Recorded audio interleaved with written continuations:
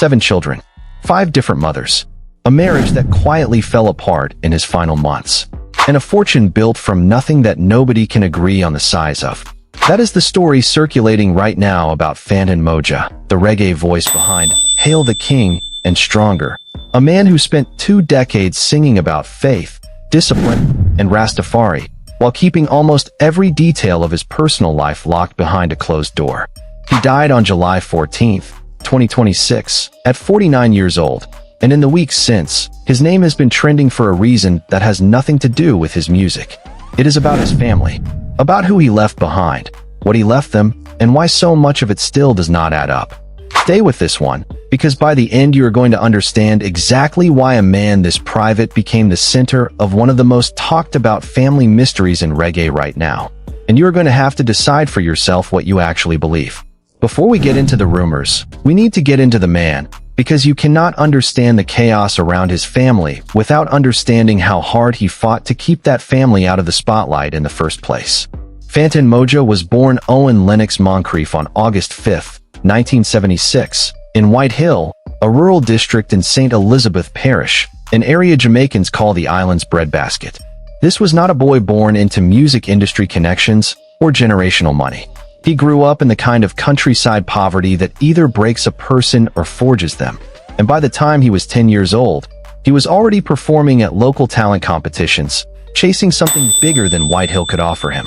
He eventually made his way to Kingston, where he worked with the Kilimanjaro traveling sound system, cutting his teeth the same way so many dancehall and reggae legends did, on the road, in the dance, earning respect one sound clash at a time. Back then he was not Fantan Mojah. He went by Mad Killer, a tribute to one of his idols, Bounty Killer. But something changed in him. He became deeply drawn to the Rastafarian faith, and the artist Capleton, sensing the shift, encouraged him to drop the violent stage name and take on something that reflected who he was becoming. Fantan Mojah was born from that transformation, and almost immediately, his music took on the spiritual, conscious tone that would define his entire career. And here is where his story takes the kind of turn that sounds too good to be scripted. Before he was a recording artist, Fantan Mojah was a window washer. That is not a metaphor. That is not an exaggeration for a documentary narrator. That is literally how Downsound Records founder Joe Bogdanovich found him. Bogdanovich has told the story publicly, saying that when he met Fantan as a young man, he was washing windows, and a conversation between them turned into a recording session, and that recording session turned into, in Bogdanovich's own words, some really big records. In 2005, Fantan released his debut album, Hail the King, and it exploded. The title track, along with Corruption and Nubuild Great Man, featuring Jah Cure, made him the breakout reggae artist of that year. Then came Hungary, a song so powerful it shot to #1 on the Jamaican charts and stayed there for 8 consecutive weeks. Years later, his song Stronger would cross 25 million views on YouTube, earning him a plaque from the platform in 2022. This was a man who went from cleaning glass for other people's success to becoming one of the most respected voices in conscious reggae, a genre where credibility is everything and shortcuts do not exist.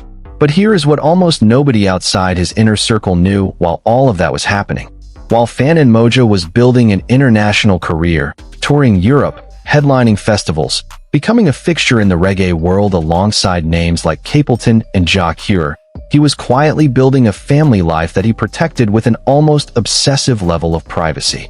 Multiple outlets covering his life and death have confirmed the same thing in almost identical language, that Fantan Mojah rarely, if ever, spoke publicly about his children's names, their ages, or their mothers. This was not an oversight. This was a deliberate, consistent choice that he maintained for his entire public life. Think about that for a second. This is a man who sang about hope, unity, and social awareness to millions of people, who let cameras follow him on stages across 3 continents.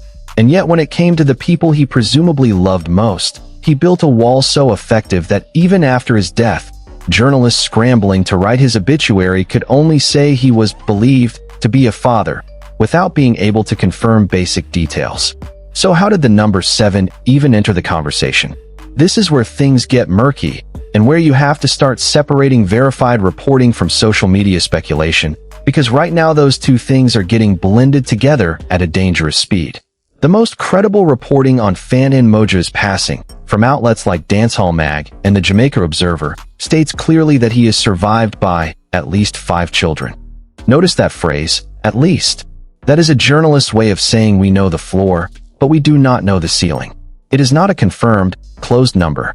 It is the minimum that reporters could verify through sources close to the family in the immediate aftermath of his death, when grief was raw and nobody close to him was in any position to sit down and give a full accounting of his personal life to the press. The number 7, and the specific claim of 5 separate baby mothers, appears to have emerged afterward, spreading through social media, YouTube content, and TikTok discourse, without a single named source or official confirmation attached to it anywhere. That does not necessarily mean it is false. Jamaican celebrity culture has a long, well-documented history of artists having children across multiple relationships that only become public knowledge years later, sometimes at funerals, sometimes through DNA revelations, sometimes through the children themselves stepping into public life. But it does mean that if you are hearing 7 children, 5 baby mothers stated as settled fact anywhere online right now, you are looking at speculation dressed up as certainty. And that gap between what is confirmed and what is claimed is honestly the most fascinating part of this entire story. Now let's talk about the one child we actually know by name, because this is where Fantan Mojah's carefully built wall of privacy beautifully cracked open. His daughter is named Fantasia. In one of the rare public moments where he let his family into view, Fantan Mojah celebrated her graduation from Holy Childhood High School in Jamaica, and he posted about it, congratulating me daughter, in a moment of pure, unguarded pride. That single post tells you something important about who he actually was underneath the mystery. This was not a man who was neglectful or absent from his children's lives. This was a man who was present enough to know when his daughter graduated, proud enough to publicly celebrate it despite his usual silence, and disciplined enough to still keep the rest of his family life almost completely sealed off. He took pride in supporting his children's education, according to people who knew him, and he saw fatherhood as something worth protecting rather than performing. In an industry where some artists turn their children into content, into brand extensions, into proof of virility or legacy paraded across social media, Fantan Mojah did almost the opposite. He treated his children like they belonged to him and to no one else, not to his fans, not to the tabloids, not to the algorithm. That instinct to protect his family becomes even more significant when you look at what was happening in his personal life in the final months before he died. Multiple reports confirmed that Fantan Mojah had reportedly separated from his wife in the months leading up to his death. Not divorced, not officially split through any legal filing that has been made public, but separated, according to sources close to the situation. His wife's name has not been released in any credible reporting, and outlets that have covered this have specifically noted that they will not guess or invent identifying details out of respect for a grieving family. Sit with that for a moment, because there is real weight to it. This was a man in his final chapter, already dealing with serious, life-threatening health problems, who was also quietly navigating the collapse of his marriage, and doing it the same way he did everything else in his personal life, privately, without press releases, without public statements, without turning his pain into content. He was, according to people who knew him in his final weeks, deteriorating rapidly, staying with friends in Portmore, a man whose heart, in a devastating detail from 2024, was reportedly functioning at only around 15% capacity after he was hospitalized in Martinique for breathing difficulties and chest tightness. And in the middle of fighting for his own survival, he was also, apparently, losing his marriage. That is not a scandal. That is a tragedy, and it deserves to be talked about with more care than most of the content circulating about him right now is giving it. Here is a detail that makes the timing even harder to sit with. By early 2025, after that terrifying health scare in Martinique, Fantan Mojah appeared to be recovering. Media reports at the time described his progress as encouraging. He got back on stages. He resumed touring in Europe.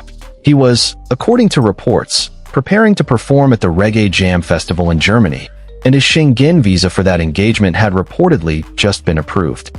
Think about what that means.